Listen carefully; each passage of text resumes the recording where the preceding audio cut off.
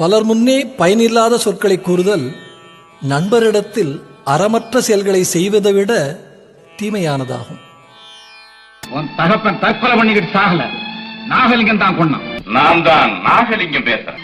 நீ புத்திசாலியா இருக்கிறா, ஆனா உன்னை விட நான் திறமசாலிங்கிறது உனக்கே நல்லா தெரியும். இனிமே பேச மாட்டேன். தப்பு.